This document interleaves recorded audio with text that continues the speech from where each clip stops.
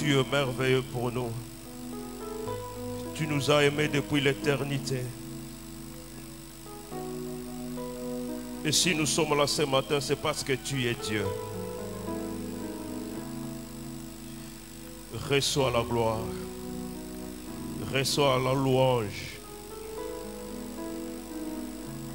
Reçois l'adoration venant du fond de nos cœurs.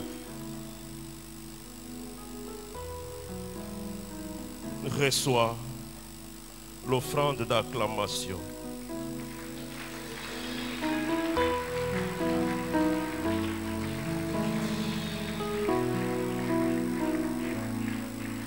Acclame bien, acclame bien.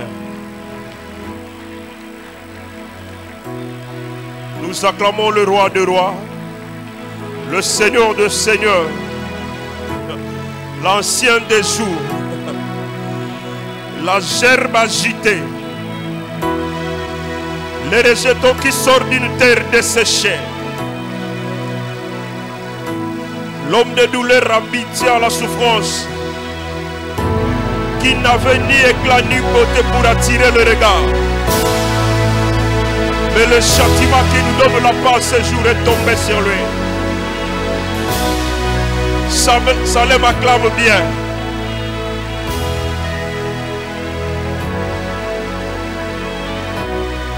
Alléluia.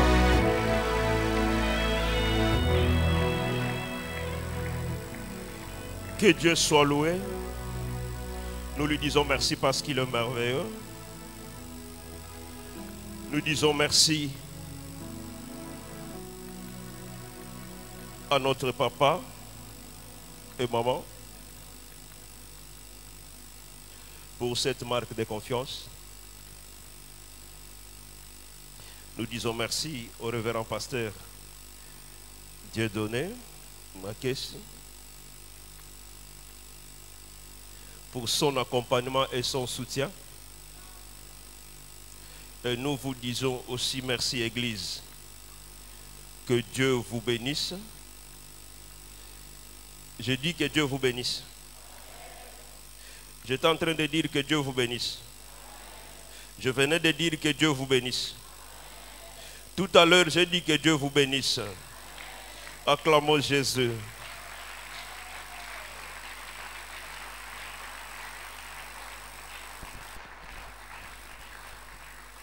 Rapidement, nous allons lire la parole de Dieu. Nous sommes dans le livre de Ruth. C'est tout le chapitre premier. Mais nous allons lire quelques versets. Et je vous prie d'aller lire le reste à la maison. Ruth, chapitre premier. Nous commençons par le verset premier. Du temps de Juge, il y eut une famille dans le pays. Un homme de Bethléem de Juda partit avec sa femme et ses deux fils pour faire un séjour dans le pays de Moab. Le nom de cet homme était Elimelech, celui de sa femme Naomi, et ses deux fils s'appelaient Maclon et Kiljon. Ils étaient Ephraciens de Bethléem de Juda. Arrivés au pays de Moab, ils y fixèrent leur demeure. Elimelech, mari de Naomi, mourut, et elle resta avec ses deux fils. Ils prirent deux femmes moabites, dont l'une se nommait Orpa et l'autre Ruth. Et ils habitèrent là environ 10 ans. Maclon et Kiljon mourirent aussi tous les deux. Et Naomi resta privée de ses deux fils et de son mari. Puis elle s'éleva, elle et ses belles-filles, afin de quitter le pays de Moab, car elle a pris au pays de Moab que l'Éternel avait visité son peuple et lui avait donné du pain. Jérémie 2, versets 36 à 37. La Bible dit ceci. Pourquoi tant d'empressement à changer ton chemin? C'est de l'Égypte que viendra ta honte, comme elle est venue de la Syrie.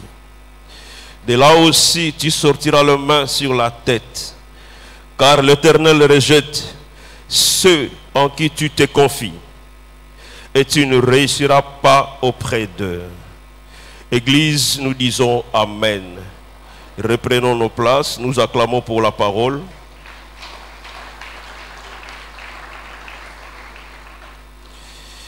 Le thème de ce message, c'est « Reviens à Dieu ». Reviens à Dieu. Amen. Amen, Église. Comme je l'avais dit au premier service, l'homme n'est pas maître de son souffle. Le maître de souffle, c'est Jésus-Christ. Amen. L'homme n'est qu'un simple gérant. L'homme n'a pas le pouvoir sur le souffle de vie qu'il a. Si le maître décide d'ôter le souffle, l'homme ne peut rien. Parce que le maître, c'est Jésus-Christ. Amen.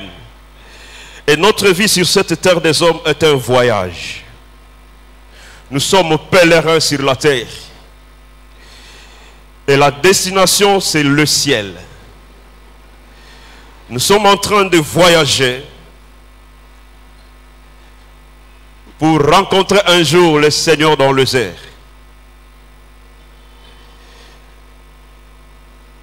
Mais le voyage peut se terminer soit au ciel ou en enfer. Amen. Et nous devons nous préparer aujourd'hui, parce qu'on le veuille ou pas, la parole de Dieu s'accomplira. Amen. L'éternité existe. La question est celle de savoir où tu passeras ton éternité. Soit en enfer, soit auprès de Dieu. Amen. Si nous prenons l'histoire de ce jeune homme riche et le pauvre Lazare, nous comprenons que véritablement, il y a le ciel et il y a l'enfer. Amen. Amen. Et les actes que nous posons aujourd'hui, notre façon de vivre aujourd'hui, détermine ce que nous serons demain. La façon dont nous nous comportons en ce jour, alors que nous sommes sur cette terre des hommes, déterminera ce que nous serons demain dans l'au-delà, soit en enfer ou au ciel. Mais ce qui est grave, bien aimé, la mort peut arrêter ton voyage brusquement. Amen. La mort peut stopper ton parcours sur cette terre des hommes. Et lorsque la mort arrive, elle ne demande pas notre volonté. Elle ne nous prévient même pas. Voilà pourquoi nous devons nous préparer, Église. Nous sommes pèlerins. Il y a une destination. Il y a le terminus, soit auprès de Dieu ou en enfer. Bien aimé, l'enfer n'est pas une réalité, l'enfer est une vérité. L'enfer existe et le ciel existe. Amen. La prière est que nous soyons tous auprès de Jésus. Mais tout dépend de la façon dont nous menons notre vie sur cette terre des hommes. Bien aimé, Nathan peut qu'on dise un jour que son âme repose en paix. Ça n'a pas d'impact, bien aimé. C'est aujourd'hui que nous devons préparer le repos. Aujourd'hui, nous devons préparer notre repos. Dans le texte que nous venons de lire, il est question d'une famille et de deux villes. La famille d'Elimelech, qui avait pour femme Naomi, ils avaient deux enfants, Maclon et Kiljon. Ce sont les deux fils d'Elimelech. Le nom d'Elimelech veut dire mon Dieu est roi. Les commentateurs disent qu'Elimelech occupait une place considérable dans la communauté. Et nous avons des villes. La première ville, c'est la ville de Bethléem, qui veut dire maison du pain. Et cette famille se trouvait dans cette ville. Et la ville se trouvait dans le territoire de Juda. Vous comprenez, à la lumière des Écritures, que Bethléem, c'est le peuple de Dieu. Bethléem, c'est le choix de Dieu. Quand nous prenons le livre de Deutéronome 7, verset 6, la Bible dit ceci. Car tu es mon peuple. Tu es un peuple saint pour l'Éternel. Lorsque Dieu dit tu es un peuple saint pour l'Éternel, c'est-à-dire un peuple mis à part pour Dieu. Amen. Parce qu'il y a la sanctification position et la sanctification progressive. Lorsque la personne reçoit Christ comme Seigneur et Sauveur, la personne est sanctifiée, c'est-à-dire mise à part pour le Seigneur. Toute sa vie pour Jésus. Et Dieu dit ceci, ton Dieu, l'Éternel, ton Dieu, t'a choisi pour que tu sois un peuple qui lui appartienne entre tous les peuples qui sont sur la surface de la terre.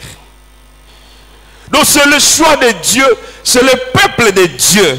Et lorsque Dieu appelle un peuple, il attache à celui-ci des promesses. Amen. Et il manifeste sa divinité en accomplissant les promesses. Et dans le contexte de Bethléem, il y avait une promesse, le pain. Et la deuxième ville, c'est la ville de Moab. Nous connaissons l'histoire de Moab. Ceux qui lisent la Bible connaissent. Dans Genèse 19, 1 à 29, là on parle de la destruction de deux villes, Sodome et Gomorrhe. Dieu décide de détruire ces deux villes à cause de l'immoralité.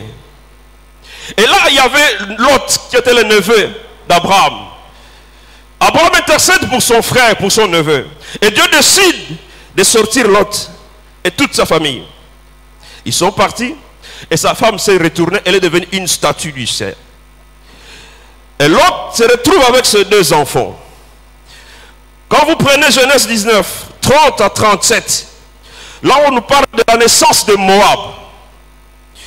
Lot se retrouve avec ses deux filles. Loin de Sodome et Gomorrhe. Les filles avaient besoin des enfants, mais il n'y avait pas d'hommes. Se retrouvent avec leur père, l'unique homme.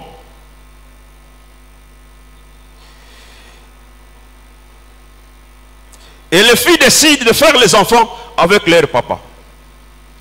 La stratégie c'était lui donner à boire jusqu'à ce qu'il devienne ivre. L'idée est venue de la fille aînée. À cause des enfants, la fille décide. Elle dit à sa sœur cadette. Et le premier jour, elle donne à boire à leur papa. Et la nuit là, la fille aînée va avec son père, elle tombe enceinte. La deuxième nuit, c'est la fille cadette. Et la fille aînée donne naissance à un garçon qu'elle donna le nom de Moab. Et la deuxième fille, la cadette, donne naissance à un garçon qu'elle donna le nom de Ben-Amin. De Moab est sorti le peuple moabite. De Ben-Amin est sorti le peuple ammonite. Quand vous prenez le livre de Lévitique 18, 6 à 18, Lévitique 20, 11 à 12, vous allez comprendre que Moab est le fruit de l'inceste. La Bible interdit à un enfant de découvrir la nudité de son père, de ses parents. Mais ces filles, non seulement qu'elles ont découvert la nudité de leur père, mais elles sont allées avec leur père. Automatiquement, le fruit de cette union est une malédiction. Amen, Église. Partant de ce verset, c'est une malédiction. Donc, le peuple moabite est un peuple maudit. Parce que c'est un peuple issu d'une relation incestueuse entre Lot et sa fille aînée. Et dans Deutéronome 23, 3 à 4, Dieu exclut le peuple moabite et les ammonites de l'assemblée de l'Éternel. Il va plus loin jusqu'à la 10e génération. Et il continue à perpétuité. À cause de leur attitude envers Israël. Dieu décide de chasser ce peuple. Et Dieu va plus loin. Il interdit à son peuple de ne pas conclure une alliance avec le peuple moabite. Et il dit, celui qui aura conclu une alliance sera retranché de mon peuple. Parce que c'est un peuple que j'ai rejeté. Amen, Église. Et dans le livre de Ruth, il dit, il y eut une famine dans le pays. Dieu interdit à son peuple de ne pas être en contact avec le peuple moabite. Et le peuple, son peuple se retrouve devant une situation, la famine. Or, il y avait une promesse. La promesse était là. Mais la réalité était tout contraire à la promesse. Vous parlez de pain, mais en réalité, il n'y a pas de pain. C'est la famine.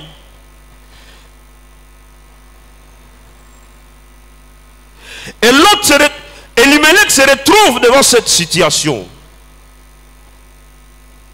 C'est vrai, il y a une promesse à côté de moi, mais la réalité est tout autre. Elimelech, au lieu de rester fidèle à Dieu, Elimelech, au lieu de tourner le regard vers Dieu, Elimelech se met à réfléchir. C'est vrai, il y a une promesse. Dieu nous a dit, le pain, nous sommes son peuple mis à part pour lui. Un peuple saint. Mais la réalité, elle est tout autre. Lui ne vit pas ça. Lui, il est dans sa gloire. Mais nous sommes ici sur cette terre. Il y a la famine. Nous devons trouver des solutions. L'homme veut faire sa propre volonté devant la réalité. Alors qu'au-delà de la réalité, il y a la vérité. La vérité, c'est la parole de Dieu. Et Dieu veille derrière sa parole pour l'accomplir.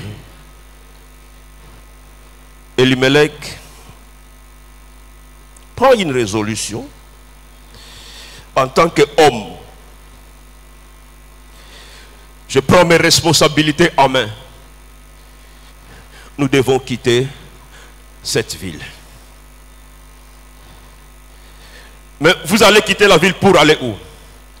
Elimelech décide, nous allons à Moab. Or, Dieu avait interdit à son peuple de ne pas être en relation avec le peuple moabite. Mais à cause de la réalité, l'homme oublie la loi de Dieu.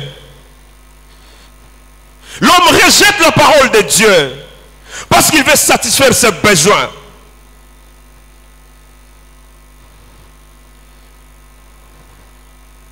Il décide de partir.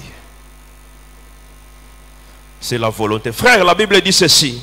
Si nous péchons volontairement, il n'y a pas de sacrifice. Parce que dans l'acte volontaire, il y a 4 étapes. La conception, l'homme conçoit. La délibération, l'homme délibère. Et la 3e étape, l'homme décide. Donc celui qui est en train de partir a bien analysé la situation. Advienne que pourra, mais je dois partir. L'homme oublie les conséquences à cause de la réalité. L'homme quitte Dieu. Et il va à Moab. Frère, Elimelech ne savait pas. En quittant Bethléem, il était en train de quitter la présence de Dieu. Il est en train de quitter la sécurité de Dieu. Il est en train de quitter la protection divine. Lorsqu'on quitte la présence de Dieu, on est à la merci du diable. Lisez la parole de Dieu. lui qui croyait trouver un refuge à Moab, il a trouvé la mort. Il a trouvé la mort. Non seulement qu'il a trouvé la mort, et il a laissé comme héritage à ses enfants la mort. Parlant vous qui êtes ici, tout ce que vous posez comme acte a de l'influence, que vous le voulez ou pas, sur vos enfants. Nous sommes obligés à bien nous conduire sur cette terre des hommes, pour que nos enfants un jour témoignent. Il y avait un prophète qui s'est endetté ici. Ce n'était pas question des enfants. C'est lui-même qui s'est endetté. Mais il est mort, il est parti. Mais on est venu réclamer les enfants. J'ai compris. Tout ce que nous posons comme acte, nous parents, cela influe sur nos enfants.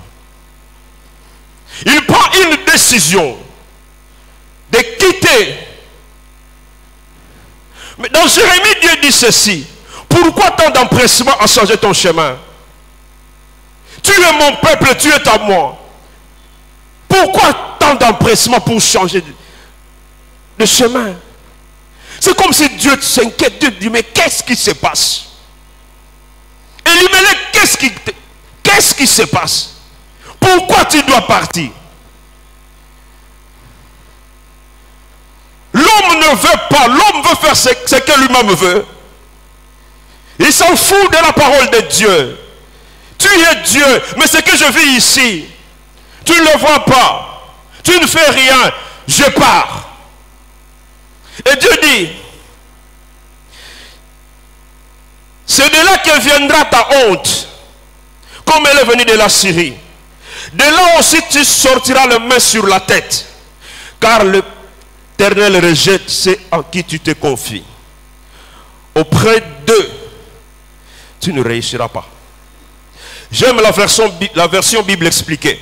Il est dit ceci: avec quelle légèreté tu changes de politique, mais tu seras déçu par l'Égypte, comme tu as été déçu par la Syrie. Et tu en reviendras honteuse, cachant ton visage dans le main. Car moi, le Seigneur, je n'admets pas que tu changes, que tu cherches ce genre d'appui. Tu n'as aucune chance de t'en tirer comme cela. Dieu s'étonne de l'attitude de l'homme. Pourquoi tu changes? Pourquoi tu pars? Comme l'homme est déterminé de faire sa propre volonté, Dieu lui dit vas-y. Mais de là, tu sortiras le main sur la tête. Frère,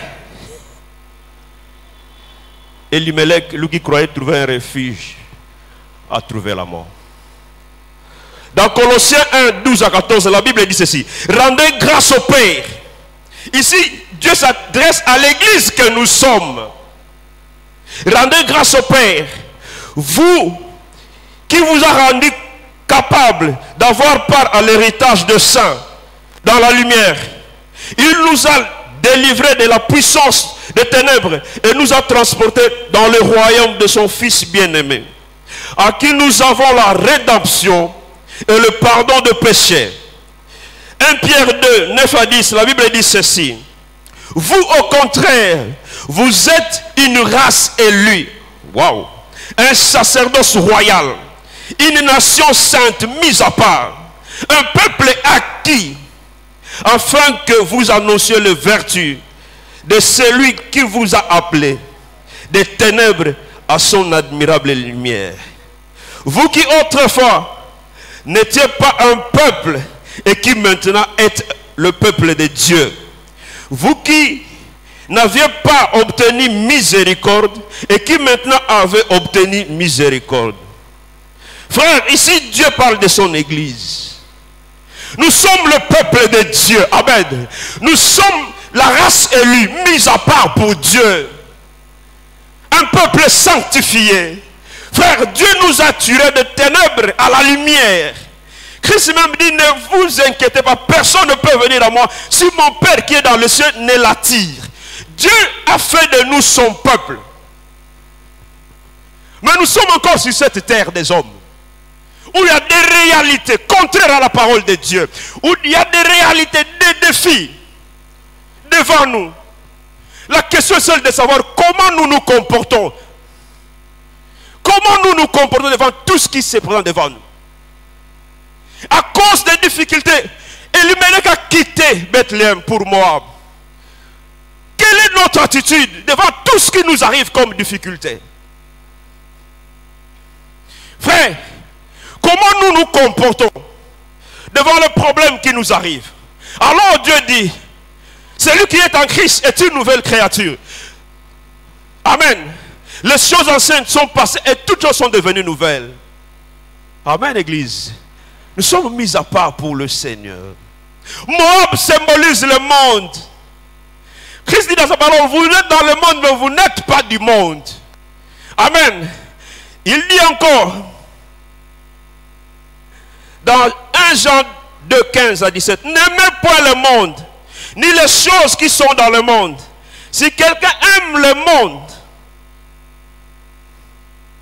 non, verset 16 plutôt, car tout ce qui est dans le monde, la convoitise de la chair, la convoitise des yeux et l'orgueil de la vie, ne vient pas du Père, mais du diable.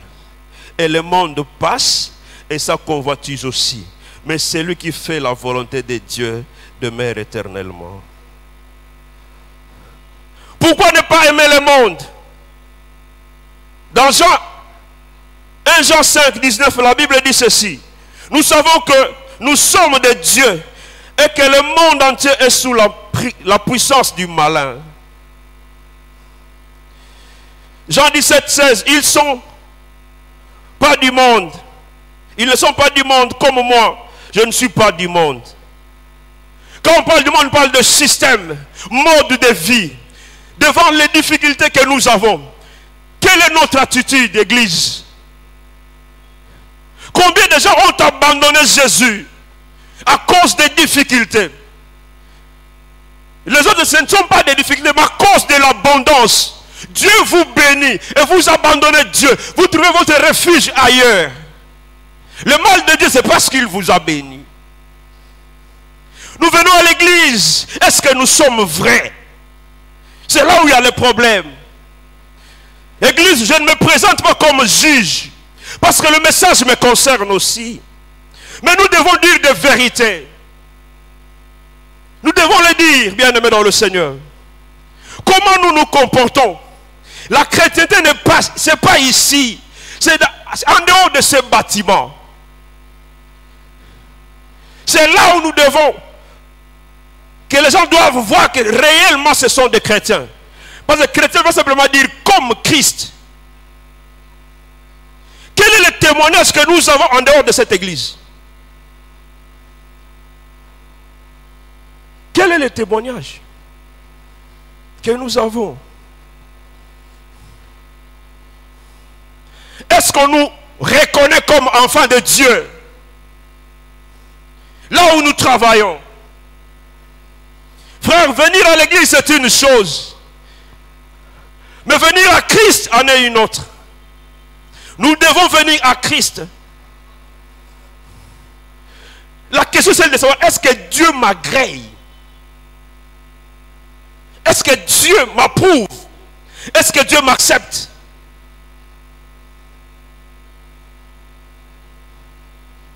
Frère, il y a l'enfer à éviter. Il y a l'enfer à éviter. La vie de l'homme sur cette terre, elle est brève. Tu ne sais pas ce qu'un jour peut t'enfanter. Est-ce que je suis vrai? Ou bien j'ai fait semblant?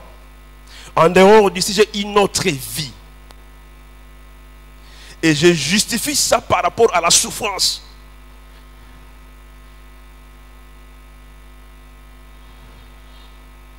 C'est lui qui a décidé ici, un homme. Avec légèreté, il change de politique. Je l'ai dit au premier service. Il y a des mamans qui souffrent. Parce que facilement les papas ont changé de politique. Et la maman doit souffrir. Hier, elle était la plus jolie de toutes les femmes. 30 ans après, papa trouve mieux ailleurs. Il y a des papas qui n'ont plus de considération parce qu'ils ne travaillent plus, parce qu'ils sont malades. Ce qu'un homme aura semé, il le moissonnera. Église, Dieu reste Dieu. Amen. Dieu reste Dieu. Qu'est-ce que tu fais de ta vie? Elimelech est mort. Il est parti. Lui qui croyait trouver un refuge. Mais il est décédé. Amen, Église. Quelqu'un a dit, j'ai cherché le monde. Je l'ai trouvé dans l'Église. Et l'Église, je l'ai trouvé dans le monde.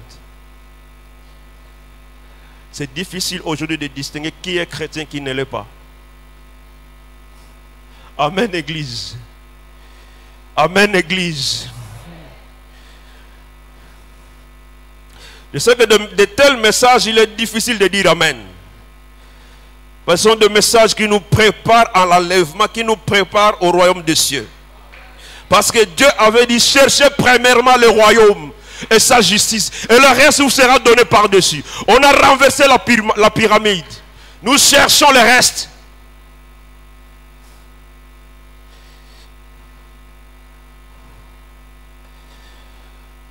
Je ne crois pas à un Dieu qui bénit là où il y a le péché. Je ne crois pas. Dieu ne peut jamais venir là où il y a le péché. Il aime les pécheurs, mais il n'aime pas le péché. Nous devons nous repentir.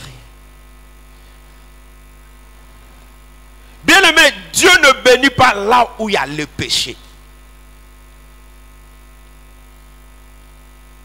La Bible dit, servez l'Éternel avec crainte.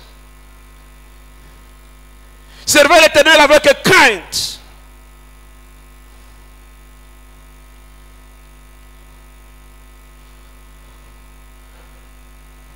Et réjouissez-vous avec tremblement.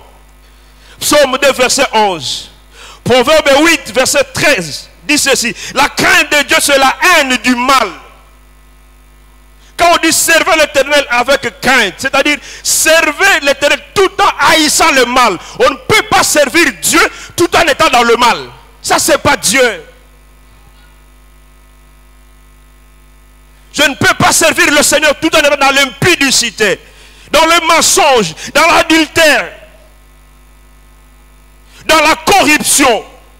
Et je me dis, enfant de Dieu, non, on ne peut pas servir le Seigneur tout en étant dans le mal. Voilà pourquoi il dit, repentez-vous. Église de Dieu, l'heure est grave.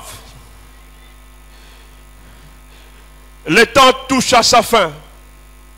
Le compte à rebours a déjà commencé. Frère, tu ne sais pas ce qui va t'arriver demain. Qui vous dit que Godard sera vivant demain? Qui vous dit ça? Ce sont des déclarations humaines. Tout dépend de la volonté de Dieu. C'est vrai, je peux dire que la volonté de Dieu s'accomplisse, c'est bien. Mais pour que la volonté de Dieu s'accomplisse, son règne doit venir. Et pour que son règne vienne, son nom doit être sanctifié. Et on sanctifie, notre comportement sanctifie le nom de Jésus. Et le nom de Jésus est sanctifié par celui pour qui il est Père. Frère, des fois nous faisons des déclarations que Dieu ne considère même pas. Amen, Église. Il dit dans Ésaïe 29, 13, le Seigneur dit, quand ce peuple s'approche de moi, il m'honore de la bouche et des lèvres, mais son cœur est éloigné de moi. Frère, Dieu voit le cœur. Et la crainte qu'il a de moi n'est qu'un précepte de traditions humaines. Dieu voit le cœur. Nous pouvons faire semblant. Je peux faire semblant devant le révérend pasteur Dieudonné, mais pas devant Dieu. Il connaît tout, il sait tout. Il nous voit partout où nous sommes. Il dit dans sa parole, séparez-vous d'eux, je vous accueillerai. Église, nous devons apprendre à craindre Dieu. Aujourd'hui, il n'y a pas la crainte. Aujourd'hui, il y a une confusion. On ne sait pas qui est qui. Voilà pourquoi on ne voit même pas la gloire. Quand je parle de l'église, je parle de l'église en général. Et surtout l'église de Kinshasa. Frère, il y a des églises dites de réveil qui préparent les gens pour aller en enfer. On a formé des fanatiques. Phénomène Dadi. Qu'est-ce que la Bible dit? Non, Dadi a dit. Je ne suis pas contre le Père, j'ai mon Père que j'aime beaucoup. Et nous devons prier pour lui. Pour qu'il reste toujours là. Près de Dieu. Mais on a formé des fanatiques. Dans les années passées, le magicien venait déposer le fétiche à l'église. Parce qu'il y avait la puissance. La Bible dit le méchant ne résiste pas dans l'assemblée de saints. Voilà pourquoi les sorciers venaient déposer. Aujourd'hui, les sorciers sont à l'aise. Les magiciens sont à l'aise dans l'église de Dieu. Est-ce que Dieu est devenu faible? Non, c'est le péché. Dieu dit, ma main n'est pas courte pour agir. Alléluia. Ce sont vos péchés. Église, nous devons nous repentir. Bien-aimés dans le Seigneur, Jésus entre à Jérusalem. Les gens crient Hosanna à celui qui vient au nom de Dieu. Ils étendent les pagnes, les rameaux. Mais Christ arrive, il pleure. Quel contraste! Nous sommes dans la joie et le maître pleure. Il regarde Jérusalem. Il prononce une sentence.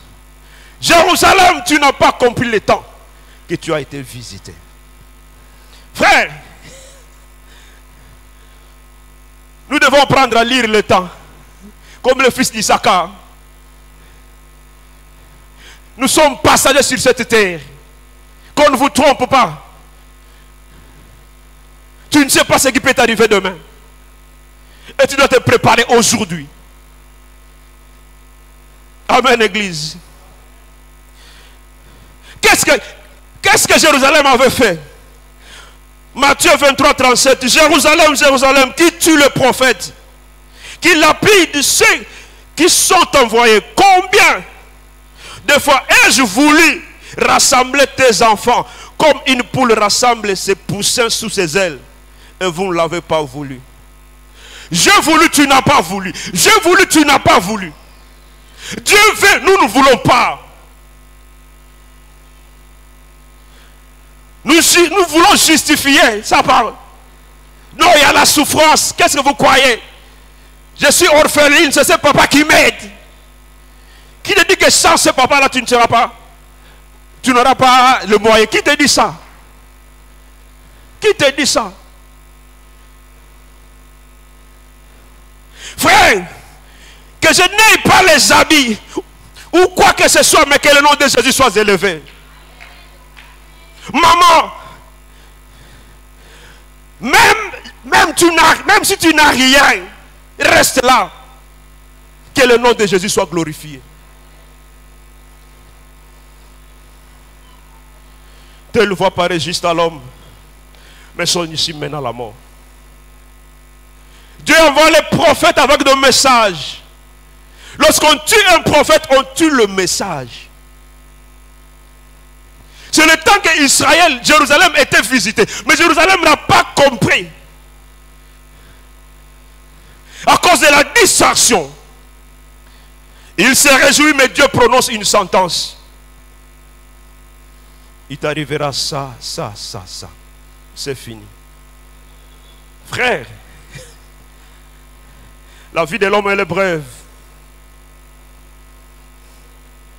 La grande question est celle de savoir où tu passeras ton éternité. Venir à l'église n'est pas une garantie pour le ciel. Amen. Jésus ne viendra pas chercher une société améliorée ou une société transformée. Non. Jésus vient chercher les âmes converties. Jean-Baptiste a prêché la repentance. Et Christ n'a pas contredit Jean-Baptiste. Christ a prêché la repentance. Les apôtres ont prêché la repentance. Frère, nous devons nous repentir. Quelle est la vie que nous menons en dehors de l'église?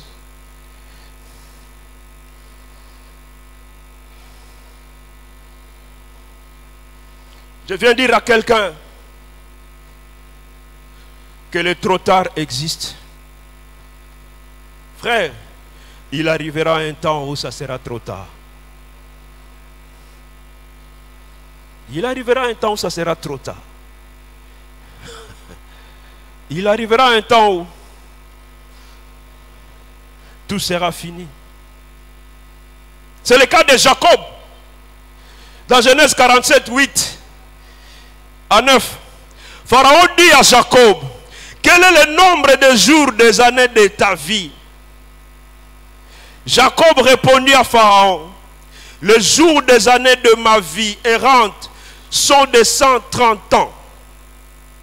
Les jours des années de ma vie ont été peu nombreux et mauvais. Il conclut en disant, je n'ai pas vécu comme mes pères. Frère, c'est au soir de sa vie que tout redevient clair. C'est au soir de sa vie que Jacob se rend compte qu'il n'a pas vécu comme ses pères. En d'autres termes, il dit, si on me donnait la chance de revivre, je le ferais mieux. Jacob, il est trop tard. Il est trop tard. Frère, le trop tard existe. À moins que tu ne te repentes. Il y a un calme qui me fait peur ici. Amen. Mais je vais dire la vérité. Amen. Je vais dire la vérité. Parce que nous sommes partagés sur cette terre des hommes. Il y a le ciel qui nous attend. Amen. Il y a le ciel qui nous attend. Que tout ce que tu as ne t'éloigne pas de Dieu. Frère, Jésus n'est pas congolais. Pour lui dire, tu as assez. Jésus n'est pas congolais, frère.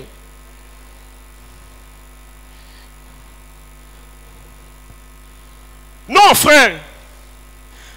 Nous, avec nos réalités congolaises, nous devons nous conformer à la parole de Dieu. Que des gens qui adaptent leur situation à la parole. Nous, nous devons nous conformer. Nous devons faire ce que Dieu dit. Amen. Amen, Église. Et je crois, celui qui craint Dieu, celui qui marche dans la sainteté, Dieu le bénit. Dieu le bénit. Ce sont des choses qui accompagnent ceux qui suivent Jésus. Amen. Ceux qui suivent Jésus. Il dit, j'ordonne à la bénédiction de te suivre. Lorsque je suis Jésus, la bénédiction me suit. Amen, Église. Amen, Église. Jeune, tu es là.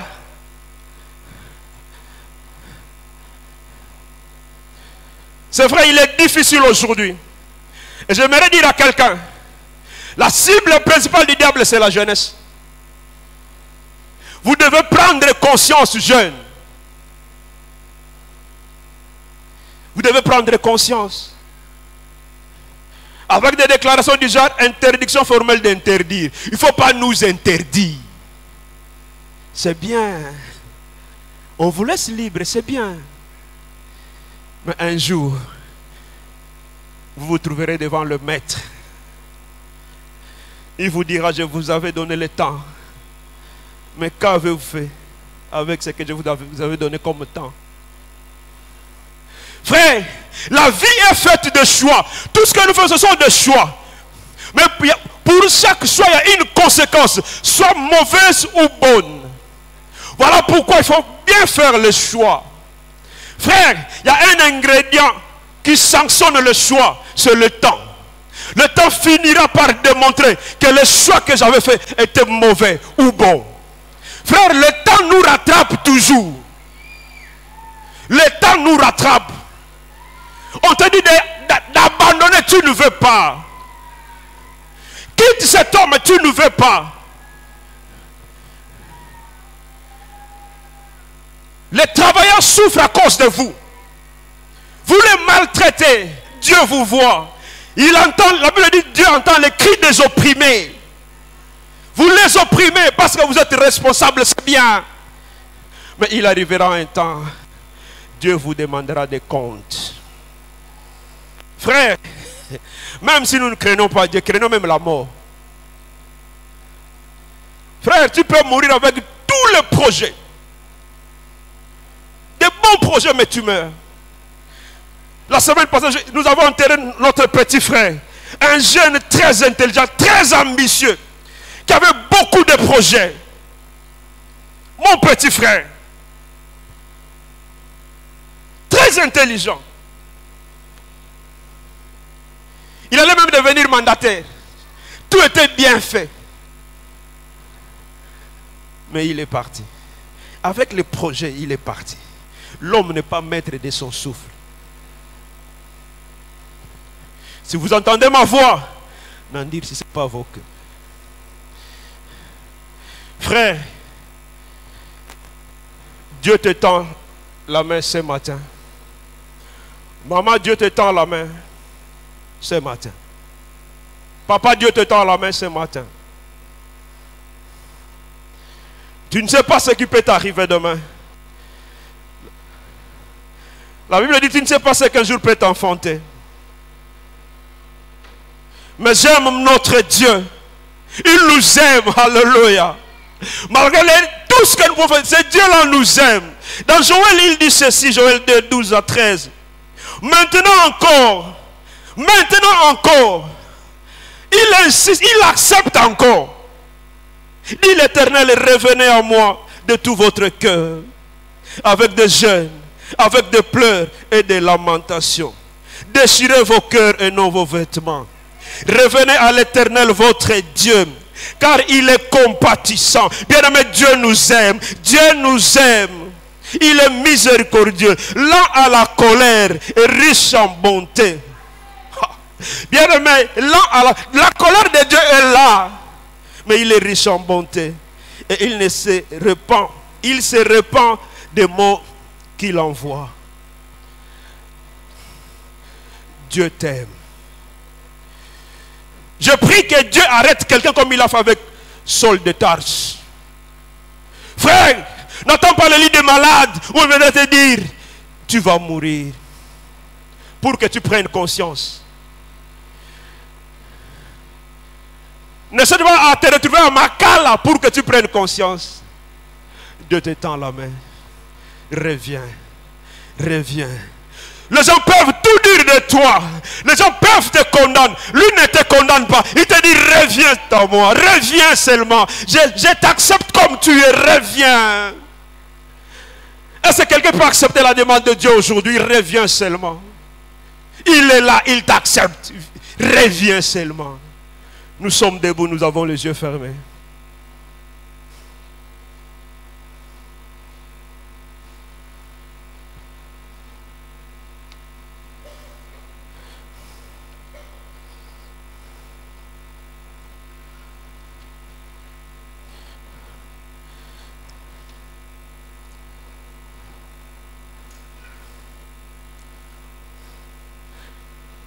Élève la voix.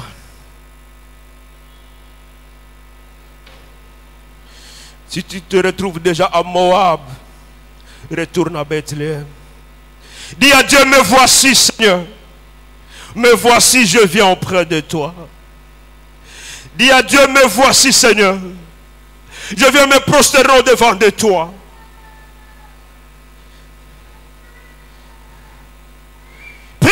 Prie le Seigneur, demande à Dieu, dis à Dieu, Seigneur, aie pitié de moi.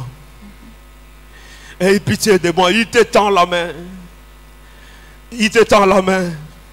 Il a dit à cette femme, moi non plus je ne te condamne, mais va, ne pêche plus. Prie le Seigneur, bien-aimé.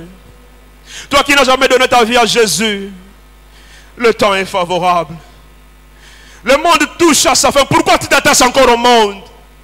Pourquoi tu t'attaches encore au monde? Reviens à Dieu. Reviens à Dieu.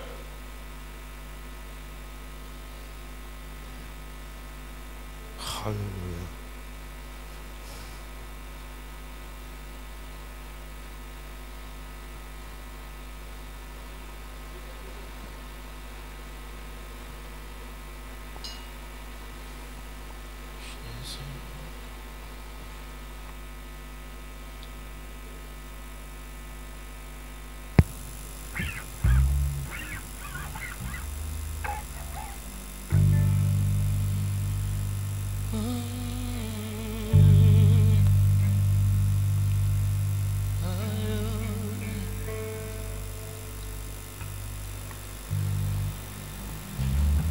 Gloire au Seigneur.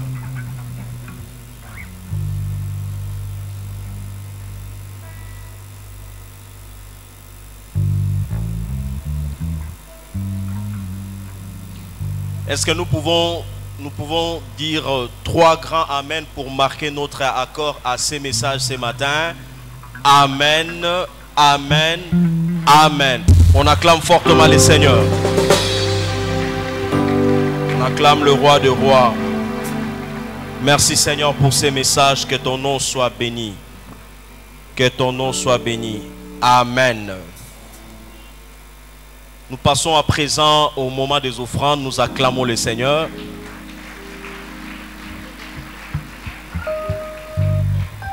Avant de présenter les paniers, je vous prie de vous tenir sur vos pieds. Nous allons faire la prière et ensuite nous allons donner. On n'a pas une exhortation.